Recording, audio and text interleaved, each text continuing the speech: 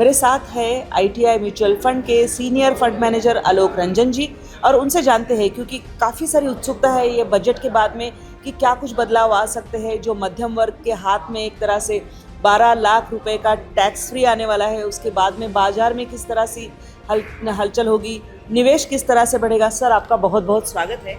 धन्यवाद। पहले तो ये जानना चाहेंगे कि जो हमारे यहाँ पर पिछले कुछ साल में हम किस तरह से म्यूचुअल फंड इन्वेस्टमेंट में ज़्यादा लोगों का रुझाव देख रहे हैं कि किस तरह से बढ़ रहा है ईयर ऑन ईयर। देखिए, इसका कारण ये है कि इन्फ्लेशन थोड़ा बढ़ के रहा पिछले 2-3 सालों में, और कोविड के समय काफ़ी लोग घर पे बैठे रहे, तो हर आदमी सोचता था कि जो पैसा पड़ा हुआ है किस तरह से उसका ऑल्टरनेटिव यूज किया जाए और किस तरह से उस पर अच्छा रिटर्न कमाया जाए, और उसके चलते लोगों का म्यूचुअल फंड में रुझान बढ़ा। और ये एक संयोग है कि मार्केट भी पिछले 4 सालों में मार्केट ने बहुत अच्छा रिटर्न दिया है। तो जैसे जैसे लोगों को अच्छा रिटर्न मिलता गया, लोगों की अभिरुचि इसमें बढ़ती गई और म्यूचुअल फंड का ये जो कल्चर है ये जोर पकड़ता गया, और अभी लोग काफ़ी अच्छे रिटर्न्स पे बैठे हुए हैं। अगर हम ये ग्रोथ देखें और ये भारत को दूसरे देशों की तुलना में देखें तो फिर भी कम थोड़ा सा हमको परसेंटेज दिखता है, क्योंकि अमेरिका में हो या ये बहुत इन्वेस्टमेंट अलग है। यहाँ पर अभी भी बैंकिंग सेक्टर में जितने इंक्लूजन में आए हैं उससे बहुत कम है। तो ये निवेश बढ़ाने के लिए क्या है? निवेश बढ़ाने के लिए मुझे लगता है कि फाइनेंशियल लिटरेसी काफ़ी ज़रूरी है। तो जो लोग फील्ड में हैं और जो लोग प्रोस्पेक्टिव इन्वेस्टर्स के संपर्क में हैं, उनको उसके हिसाब से जा कर के और लोगों को उसके बारे में बताना चाहिए। म्यूचुअल फंड के बारे में लोगों को ये भी बताना चाहिए इसमें रिस्क क्या है, लोगों को ये भी बताना चाहिए कि रिस्क के मुकाबले रिटर्न कितना अच्छा है, और लोगों को ये भी बताना चाहिए कि शॉर्ट टर्म के लिए ये सब इन्वेस्टमेंट्स अच्छे नहीं हैं। जो पैसा लॉन्ग, क्योंकि मार्केट शॉर्ट टर्म में ऊपर नीचे कुछ भी हो सकता है और उसके हिसाब से नफ़ा नुकसान कुछ भी हो सकता है। लेकिन अगर आप एक रीजनेबली लॉन्ग टर्म के लिए अगर आप इन्वेस्ट कर रहे हैं और अपना सरप्लस पैसा इन्वेस्ट कर रहे हैं जिसकी आपको बिल्कुल निकट भविष्य में ज़रूरत नहीं है, तो उसके हिसाब से म्यूचुअल फंड बहुत अच्छा माध्यम है इन्वेस्ट करने का।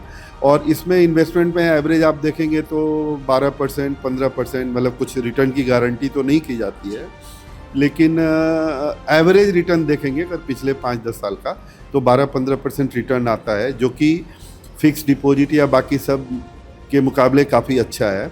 लेकिन इसमें रिस्क भी है, रिस्क इन द सेंस कि शॉर्ट टर्म में ये ऊपर भी जाता है और नीचे भी जाता है, जबकि फिक्स डिपॉजिट वैसा नहीं है कि नीचे जाता हो, फिक्स डिपॉजिट सिर्फ ऊपर जाता है। तो इसमें रिटर्न ज़्यादा है, लेकिन वोलेटिलिटी है, थोड़ी अनिश्चितता है।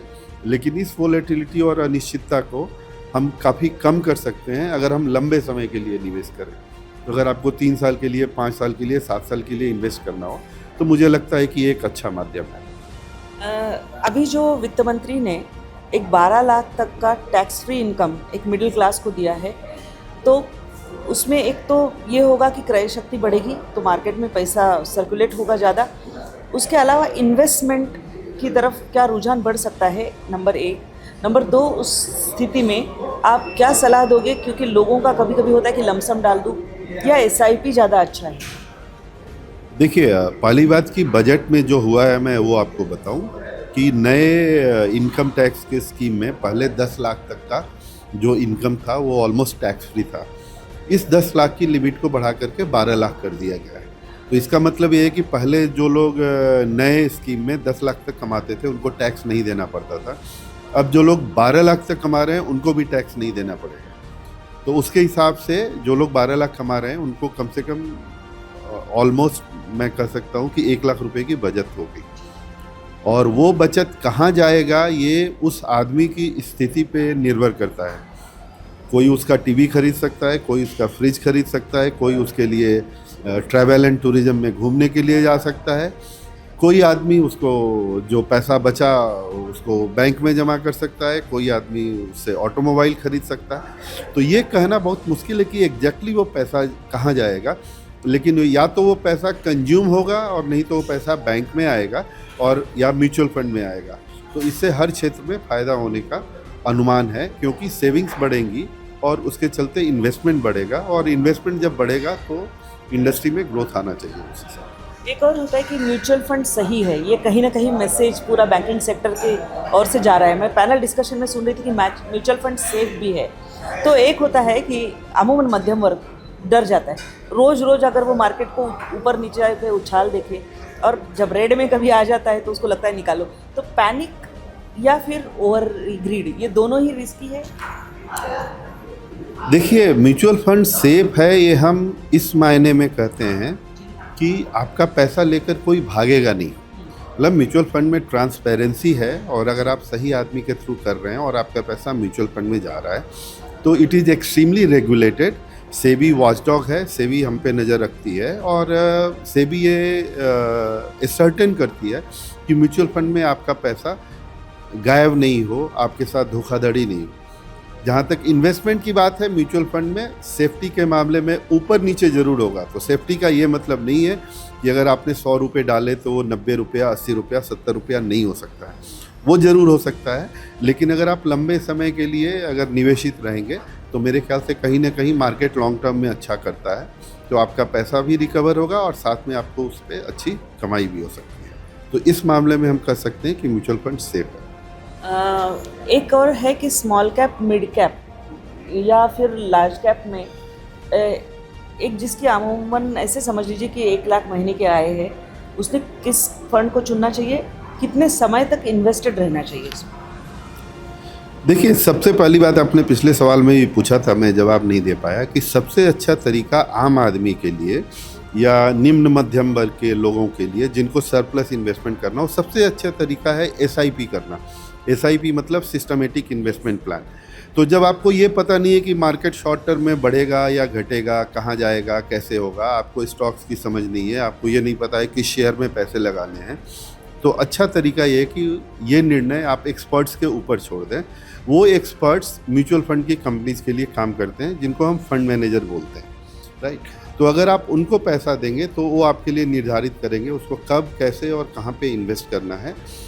और जहाँ तक पैसा निवेश करने की बात है, आपको सिस्टमेटिक इन्वेस्टमेंट प्लान या जो SIP बोलते हैं, मेरे ख्याल से वो सबसे अच्छा तरीका है, क्योंकि उस पर आप without trying to time the market, आप हर महीने एक निश्चित धनराशि आप हर महीने निवेश कर सकते हैं। तो किसी महीने मार्केट नीचे रहेगा, किसी महीने ऊपर रहेगा, तो नीचे के मार्केट में भी आपका इन्वेस्टमेंट होगा, ऊपर के भी मार्केट में इन्वेस्टमेंट होगा। तो लॉन्ग टर्म में वो एवरेज आउट कर जाता है, तो उससे आपको कोई नुकसान होने की संभावना टाइमिंग के टर्म्स में कम होती है। ओवरऑल मार्केट में आप इन्वेस्टमेंट के परसेंटेज में, नंबर्स में कितना ग्रोथ देखते हैं? जनरली अगर आप पास्ट देखेंगे और एम्पिरिकल रिटर्न देखेंगे तो मार्केट का रिटर्न 12% के आसपास एवरेज रिटर्न होता है। कई बार 3-3, 4-4 साल तक कोई रिटर्न नहीं आता, और कई बार साल भर में ही पैसा डबल भी हो जाता है। तो इन चीज़ों से बचने के लिए ना ही आपको बहुत ज़्यादा लालच करना चाहिए और ना ही बहुत ज़्यादा डरना चाहिए। जो सरप्लस पैसा है उसको नियमित रूप से SIP के थ्रू लगाते रहें, और अगर आपने 3-5 साल से ज़्यादा का इन्वेस्टमेंट किया और करते रहे तो मेरे ख्याल से 12-15% का रिटर्न आराम से आ सकता है। दूसरी बात यह है कि म्यूचुअल फंड्स काफ़ी टैक्स फ्रेंडली भी हैं, तो इसमें टैक्सेशन भी, जैसे आप जो फिक्स डिपॉजिट पे जो टैक्स लगता है, depending on your income slab, जो आदमी हायर इनकम स्लैब में है उसको फिक्स डिपॉजिट पे जितना टैक्स देना पड़ता है, म्यूचुअल फंड पे उसे काफ़ी कम टैक्स देना पड़ता है। तो आप देखिएगा कि म्यूचुअल फंड में इन्वेस्टमेंट सही, सेफ किस तरह से है, सर ने बिल्कुल आपको बताया है। तो जो सरप्लस में पैसा आ सकता है वो अगर म्यूचुअल फंड में आप डालते रहेंगे तो हो सकता है कि भविष्य का एक अच्छा इन्वेस्टमेंट का एक चंक आप बना के रख सकते हो, जो आपको सुरक्षित, एक जिसको रेनी डेज में काम आना हो या उस तरह से हो सकता है। बहुत बहुत धन्यवाद सर, नवभारत से बात करने के लिए। धन्यवाद। Thank you sir.